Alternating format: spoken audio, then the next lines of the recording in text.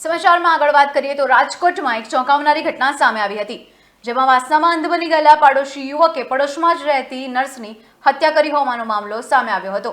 મળતી માહિતી પ્રમાણે રાજકોટમાં આવેલા આયુર્વેદિક હોસ્પિટલની પાછળ ઋષિકેશ સોસાયટીમાં આ હત્યાનો બનાવ બન્યો હતો, જેમાં કાનજી નામના વ્યક્તિ પર આરોપ છે કે તેણે પાડોશમાં રહેતા 53 વર્ષીય ચૌલા પટેલ નામની એક નર્સની તીક્ષ્ણ હથિયાર દ્વારા ઘા ઝીંકીને હત્યા કરી છે।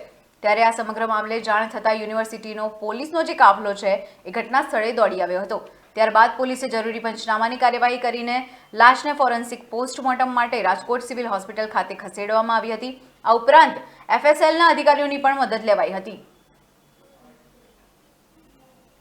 ગઈકાલે જે યુનિવર્સિટી પોસ્ટી વિસ્તારમાં ઋષિકેશ સોસાયટી શેરી નંબર 2માં જે બનાવ બનેલો, હત્યાનો બનાવ બનેલો, તેમાં એક બેન હતા જેનું નામ ચૌલાબેન પટેલ હતું, જેઓ નર્સમાં નોકરી કરતા હતા, જે Rajkot research cancer and research ઇન્સ્ટિટ્યૂટમાં નોકરી કરતા, તે અગાઉ તેઓ અમદાવાદ નોકરી કરતા હતા અને તેઓ ઋષિકેશ સોસાયટીમાં ભાડેથી મકાન રાખીને રહેતા હતા। તેમની પાછળના મકાનની પાછળ એક આરોપી જેણે હત્યા કરી છે તેનું નામ કાનજીભાઈ ભીમાભાઈ વાંજા હતો।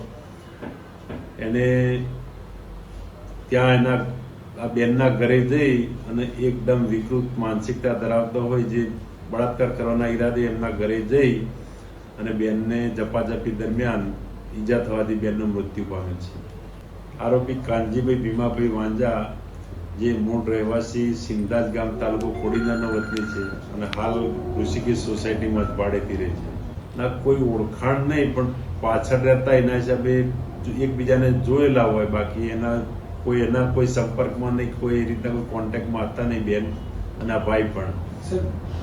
એને એ આગળના ભાગેથી જ પ્રવેશ કરેલો છે અને રાત્રિના આશરે 1:15 વાગ્યાની આસપાસ બેને પ્રતિકાર કરી અને જે આરોપી છે આ કાનજીભાઈ, એને પણ હાથે અને પગે ઈજાઓ પહોંચાડેલ છે। તેમ છતાં કાનજીભાઈ આરોપી છે એણે વધુ મજબૂતાઈથી ચપ્પુ એમના હાથમાંથી પડાવી લઈ અને બેનને છાતીના ભાગે ઈજા પહોંચાડી મૃત્યુ નિપજાવેલ છે। વિકૃત માનસિકતા ધરાવે છે।